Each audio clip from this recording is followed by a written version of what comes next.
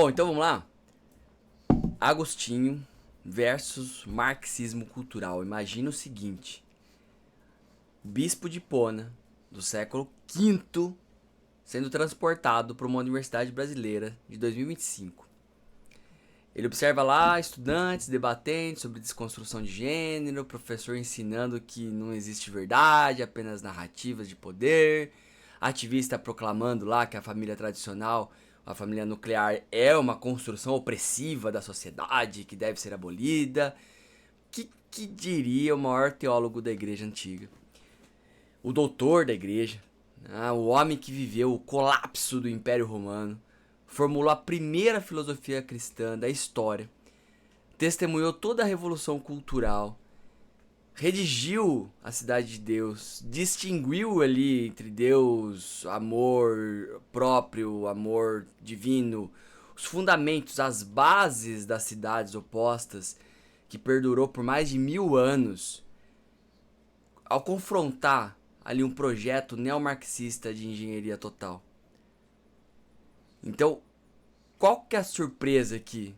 Ele não pediria um safe spaces, nem usaria pronome neutro. Pelo contrário, Agostinho ele reconheceria imediatamente no marxismo cultural a mesma híbris que denunciou lá nos maniqueus e nos pelagianos do seu tempo, a arrogância de acreditar que o homem pode criar o paraíso na terra por meio das suas próprias forças, negando tanto o pecado original quanto a necessidade da graça divina.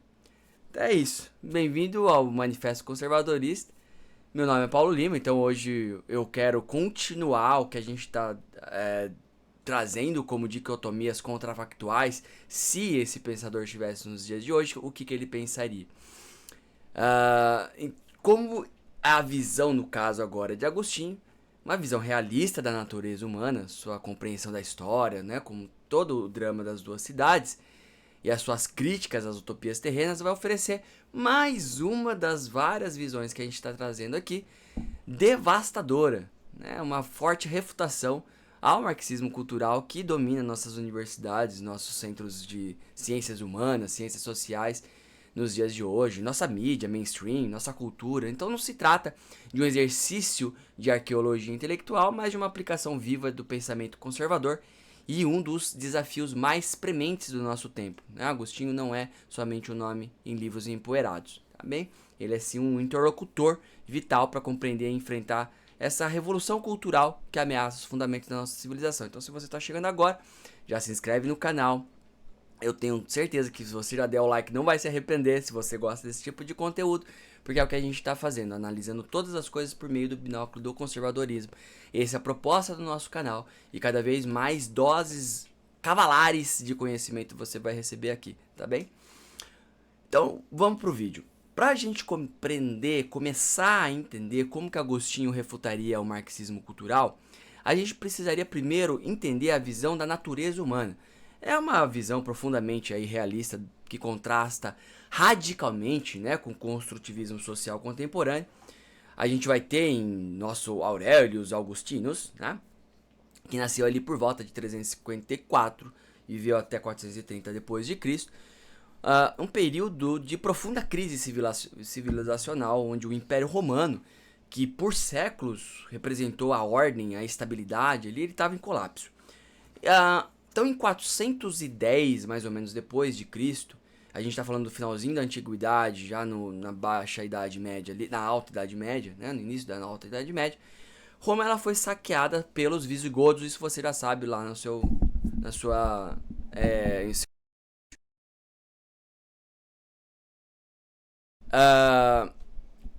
É um evento traumático, comparável ao 11 de setembro para os romanos.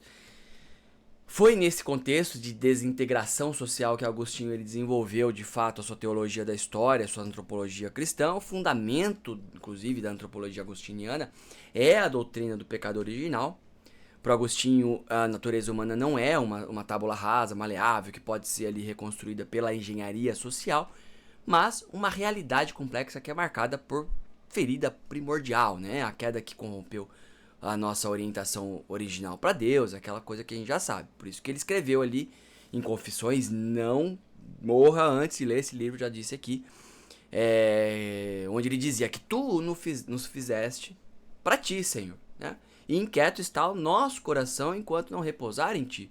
É uma famosa frase que captura toda a essência da antropologia agostiniana, onde o ser humano ele é naturalmente orientado para Deus, mas essa orientação ela está meio que distorcida pelo pecado, o que vai resultar numa inquietação fundamental que nenhum projeto político pode satisfazer. Então, é uma visão realista da natureza humana que contrasta radicalmente, como eu disse, com o construtivismo social, que, por sua vez, dá bases para o marxismo cultural. Então, enquanto Agostinho ele vê a natureza humana como uma realidade dada que pode ser ali redimida, mas não reconstruída, o marxismo cultural ele vai ver o ser humano como um produto maleável de condições sociais, né? Que pode ser redesenhado pela engenharia social.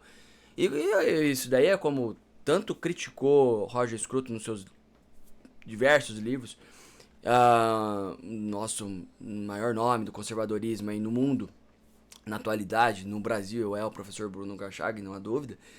A visão agostiniana da natureza humana, ela é um antídoto, vai dizer o Scruton, ao utopismo político. Precisamente por quê? Porque reconhece limites que nenhum outro projeto revolucionário pode transcender. Então essa observação ela vai capturar bem por que a antropologia agostiniana ela é tão subversiva para o projeto neomarxista. Mas Agostinho ele vai além, né, dessa mera constatação do pecado original.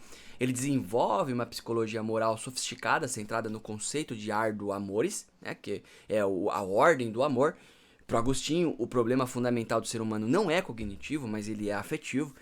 E não é que não saibamos o que é bom, mas que os nossos amores eles estão desordenados. É uma paixão desenfreada, como ele dizia.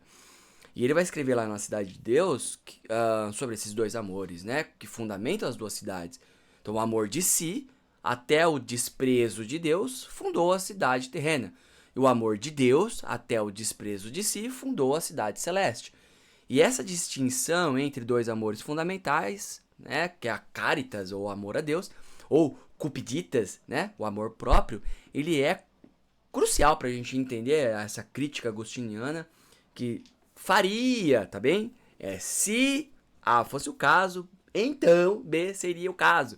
Com certeza os haters não vão ter chegado nesse minuto do vídeo, não entende o que é contrafactual e vai pegar pela thumbnail e pelo título ali e vão criticar o vídeo. Mas não tem problema não, né? A gente sabe o que a gente está fazendo aqui. A gente está tentando entender como que Agostinho vai ver essa reordenação do amor. Como que a questão da obra, da graça divina que transcende a política. Então, enquanto o marxismo cultural ele busca uma transformação puramente imanente por meio da revolução cultural, o Agostinho vai entender que é precisamente essa pretensão de tentar criar o homem novo por meio da engenharia social que Agostinho denunciaria como manifestação suprema de cupiditas, né? Que seria o amor próprio que se coloca no lugar de Deus. Então, no Brasil, a gente vai ver essa pretensão em ação quando ativistas do marxismo cultural frequentemente vão estar sob rótulos ali, né?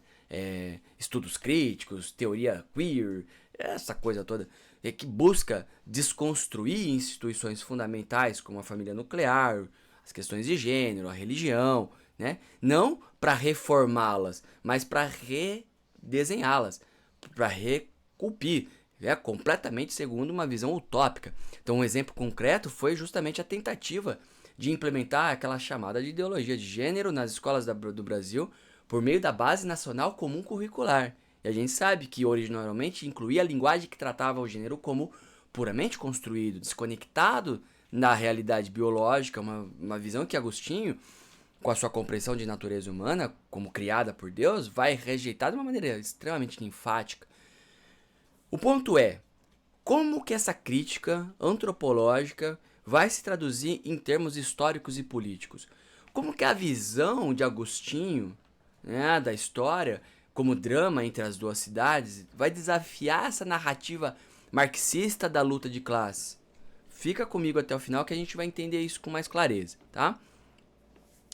Bom, A obra-prima, então, que a gente sabe da Cidade de Deus, de Agostinho, ela foi escrita em resposta à acusação pagã de que o cristianismo ele era responsável pelo colapso de Roma. E hoje ele também é acusado por ser o colapso da crise mental, o colapso da decadência moral, o colapso do status quo, o grande causador. Tudo isso a gente já falou aqui no canal e tem vários vídeos sobre isso. Vai lá e assiste. Bom, agora especificamente sobre essa acusação dele ser o principal responsável pelo colapso de Roma, Agostinho vai desenvolver uma teologia da história que distingue entre as duas cidades, né? A cidade de Deus e a cidade dos homens, que coexistiam entrelaçadas ao longo da história até a separação no juízo final. Então essa visão como drama entre duas cidades, né, que é definida não por fronteiras geográficas ou políticas, mas por orientações espirituais fundamentais, vai contrastar radicalmente com a narrativa marxista da história, como luta de classes determinada por condições materiais. Então, enquanto Marx vê a história como processo dialético que vai culminar inevitavelmente na sociedade sem classe, Agostinho vai ver a história como palco do drama da salvação que vai culminar no juízo final.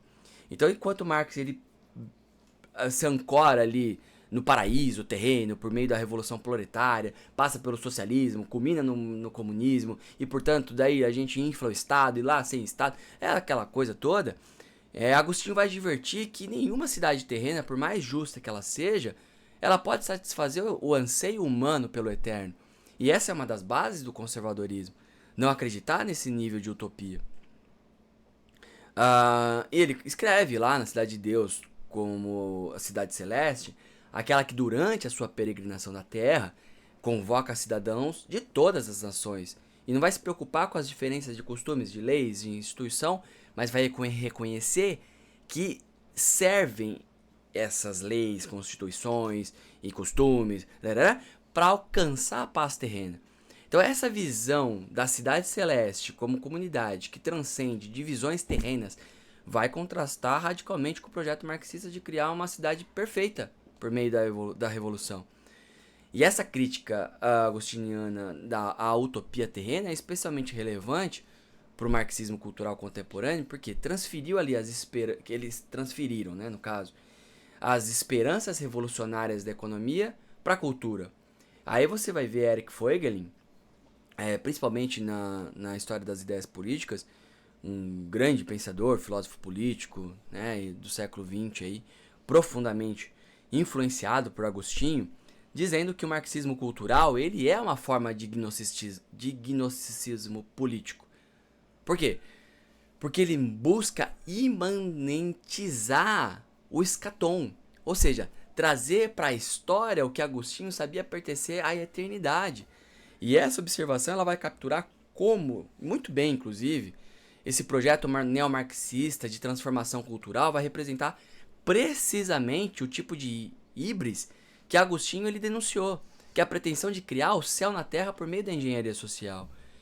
No Brasil, a gente vai ver essa pretensão utópica em ação quando movimentos inspirados pelo marxismo cultural vai prometer uma sociedade perfeitamente desconstruída, onde todas as formas de opressão terão sido eliminadas, né? Um exemplo concreto foi aquela escola sem homofobia, né? Popularmente conhecido como kit gay, que não se limitava a combater a discriminação.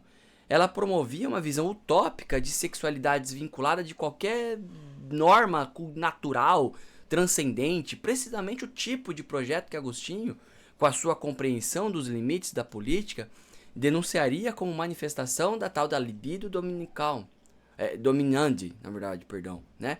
Que é o desejo de dominar, ou seja, surpresa, Agostinho não seria contra políticas antidiscriminação. O que ele rejeitaria? Ele rejeitaria a pretensão de redesenhar por completa a natureza humana por meio da engenharia social. Então a crítica agostiniana da utopia terrena, ela não vai implicar uma rejeição da política como tal. Pelo contrário, ele vai valorizar a paz terrena como bem relativo que busca estar dentro dos limites da condição humana caída. E como ele escreveu na Cidade de Deus, né? A cidade terrena, que não vive pela fé, ela busca a paz terrena. Não para gozar de Deus, mas para gozar da paz nesta vida. Né? Então, essa visão da política como busca limitada da paz terrena, não da perfeição utópica, é profundamente conservadora no seu realismo e na sua modéstia. O Kirk vai dizer isso, né? O Russell Kirk, um dos fundadores do conservadorismo americano moderno, onde ele dizia que Agostinho, o pensamento conservador dele, reconhece que a política ela não pode salvar a alma humana, mas ela pode criar condições para uma vida decente dentro dos limites da natureza humana caída. E essa observação ela captura bem como que a visão agostiniana da política contrasta com o messianismo político do marxismo cultural, que frequentemente vai tratar essas questões políticas como batalhas cósmicas entre bem, mal, absoluto, tudo mais. Né? Agora, essa visão, essa crítica da utopia terrena vai nos levar a uma outra questão crucial. Como que a epistemologia agostiniana, sua teoria do conhecimento, vai desafiar o relativismo, o construtivismo que fundamenta o marxismo cultural? Como que a sua visão da verdade, como participação na verdade, que no caso seria com V maiúsculo, subverte a noção pós-moderna que não existem verdades, apenas narrativas de poder. Então vamos continuar explorando isso, tá? No Brasil, o marxismo cultural, a gente bem sabe o que está acontecendo, ele tem se manifestado de modos particularmente problemáticos, frequentemente disfarçado com da forma que a gente comentou, das mais variadas maneiras dentro das universidades. A gente sabe que foi ali, principalmente ali a estratégia da longa marcha por meio das instituições, né, que foi cunhado pelo marxista cultural Rudi Dutschke, né, esse sujeito, Dutschke, que tem sido notavelmente bem sucedido em conquistar posições de influência em universidades, na mídia, na indústria cultural e até mesmo nas instituições religiosas, a gente vai ver essa crescente influência da teoria crítica da raça em universidades brasileiras, que frequentemente importa acriticamente categorias racionais americanas para um contexto brasileiro radicalmente diferente. E o Bruno Garchaga sempre chama atenção para a gente não tentar comparar o conservadorismo britânico, alemão, americano com o nosso, ou adaptar. Nós temos o nosso tipo de conservadorismo aqui. É diferente, é uma abordagem que não apenas ignora as especificidades da história racial brasileira, mas frequentemente promove uma visão essencialista da raça que contradiz tanto a realidade da miscigenação brasileira quanto a visão cristã da unidade fundamental da família humana. Então a perspectiva agostiniana ela vai oferecer recursos para responder a esse desafio, sem negar a realidade do racismo, a necessidade de combatê-lo. Agostinho ele vai lembrar, como um bom africano, né, que foi, que políticas raciais elas devem ser baseadas na verdade objetiva sobre a natureza humana e não em teorias ideológicas importadas, como escreveu, né, na Cidade de Deus lá, quando ele fala que a raça humana é uma só. Por quê? Porque todos os homens são descendentes de um único homem. Então a formação da unidade fundamental da família humana, leia Mateus 17, ela vai subverter tanto o racismo tradicional quanto o antirracismo racionalista. E a visão agostiniana da unidade da família humana, ela vai nos dar essa alternativa tanto ao racismo tradicional quanto ao aquele racionalismo, né? Ou racialismo, ou como você queira chamar, que é dado pelos progressistas, que é uma visão que reconhece a dignidade universal de cada pessoa como imagem de Deus, imago Dei. Então essa observação captura bem como que a antropologia agostiniana vai oferecer recursos para enfrentar questões raciais sem cair no essencialismo identitário. Então, no cenário educacional brasileiro, o marxismo cultural ele tem se manifestado em tentativas de redesenhar completamente o currículo escolar segundo todas essas agendas ideológicas. Então, a perspectiva agostiniana vai oferecer esse recurso para a gente e combater isso de frente. E como reescreveu bem o De Magistro, ele vai dizer que o verdadeiro mestre é a verdade, com V maiúsculo, a verdade interior que ilumina a mente. É uma afirmação da objetividade do conhecimento que vai subverter tentativas de instrumentalizar a educação para fins ideológicos. E como bem observou também José Guilherme Melchior, um grande intelectual brasileiro, dizendo que a visão agostiniana da educação como busca da verdade, ela vai oferecer tanto ao dogmatismo quanto ao relativismo uma visão que reconhece tanto a objetividade do conhecimento quanto a liberdade de investigação. E é uma observação que vai capturar bem como que a epistemologia agostiniana ela vai oferecer recursos valiosos para a gente pensar a educação sem cair no autoritarismo, no construtivismo social e tudo mais. Né? Então, no cenário familiar brasileiro, o marxismo cultural ele tem se manifestado em ataques sistemáticos à família natural como instituição opressiva, né, a ser desconstruída. O exemplo disso é a questão de redefinir completamente o conceito de família na nossa legislação, nosso arcabouço jurídico, nas políticas públicas, e não apenas para incluir as configurações não tradicionais, o que pode ser até legítimo, mas para negar qualquer normatividade à família natural baseada no casamento entre homem e mulher, a família nuclear. Então a perspectiva agostiniana ela vai nos dar recurso para responder a esse desafio, sem defender uma visão estreita ou legalista da família. O Agostinho vai lembrar a gente que a família é uma instituição natural que reflete a ordem criada, não como construção social arbitrária. Né? Ele escreveu ali o Debônio Conjugai, né? Sobre o bem do casamento. Eu vou ler aqui, ó. O casamento ele não é apenas para a procriação, mas também para a sociedade natural entre os sexos.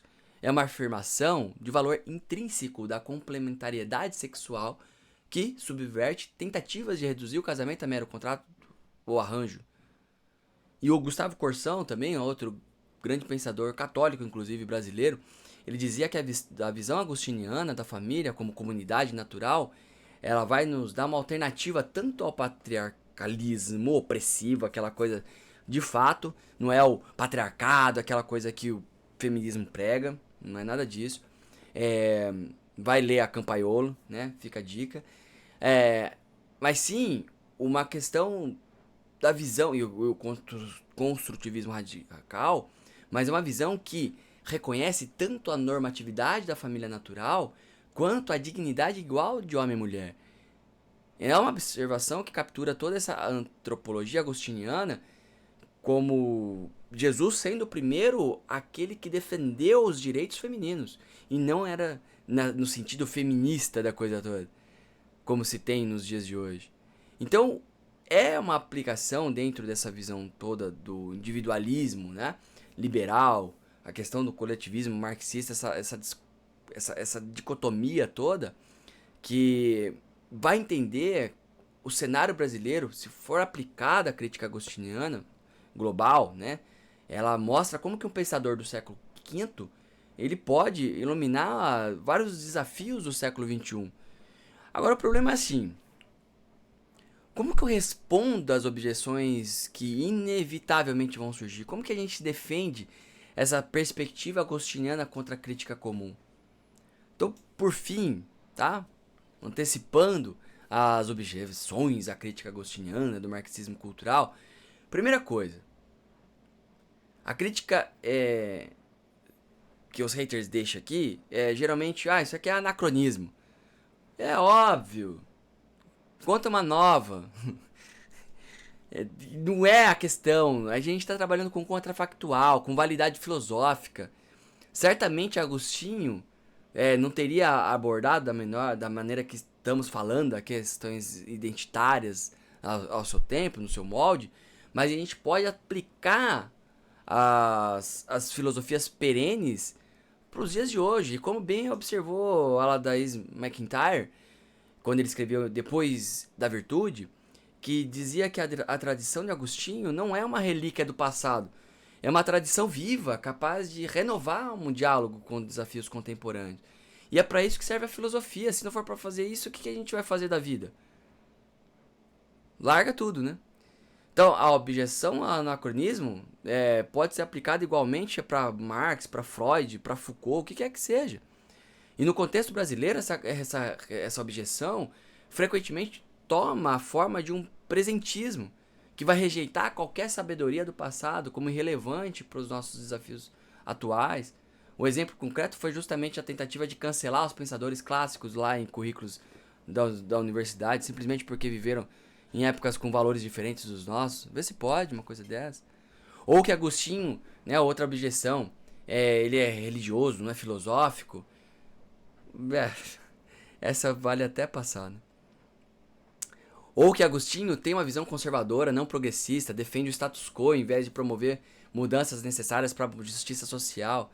É uma objeção que confundiria fatalmente conservadorismo filosófico com reacionarismo político.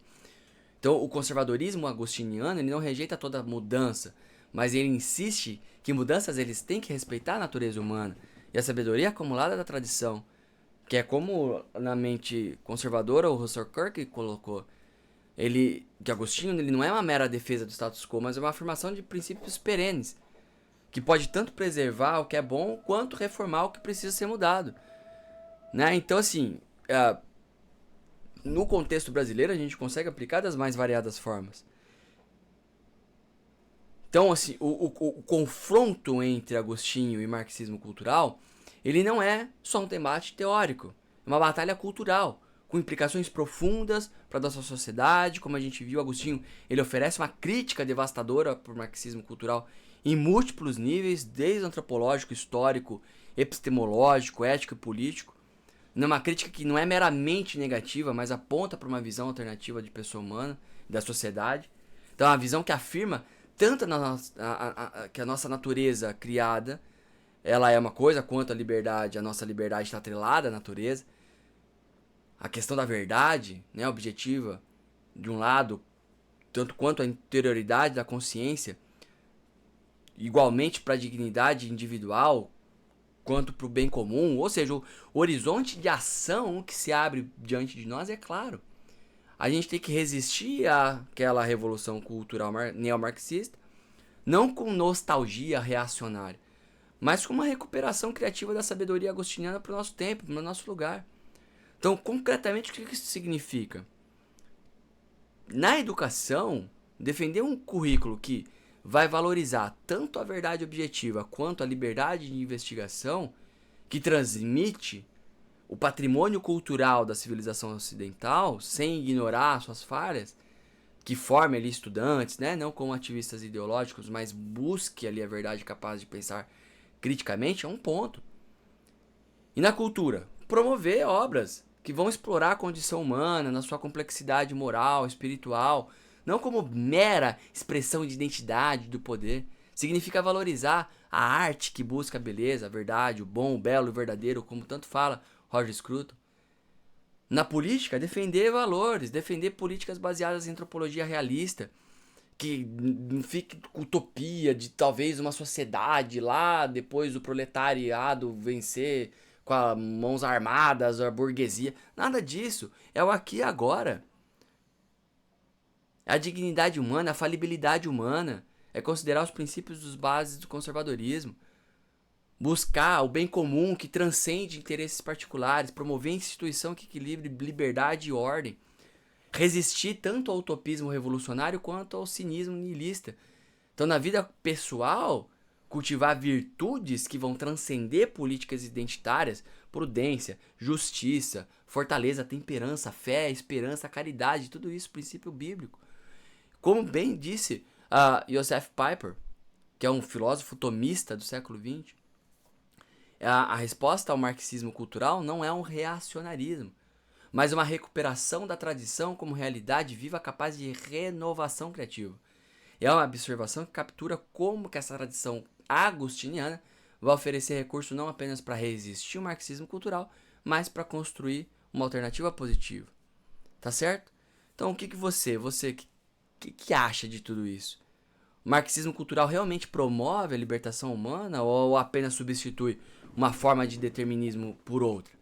Então a revolução cultural neomarxista ela realmente leva à justiça autêntica?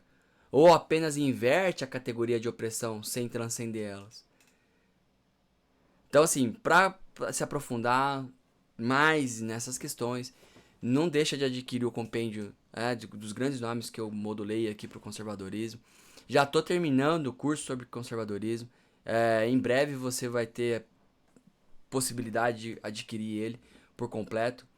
Não vai ser tão baratinho quanto o compêndio aí, embora mais de 500 páginas, porque vai ser de alta produção, né? Então vai carecer todo o tempo para isso. Então eu espero que você dê valor e a gente vá criando essa comunidade engajada aqui. Se você chegou até aqui, obviamente, não deixa de dar like, de comentar alguma coisa, porque é assim que a gente vai chegar mais longe juntos, criando essa comunidade engajada, conservadora, para os próximos 2 anos aí. E lembre-se sempre, a gente vai seguir a novidade sem desprezar tradição e antiguidade, tá certo? Então, um grande abraço, valeu por ter chegado até aqui e até a próxima.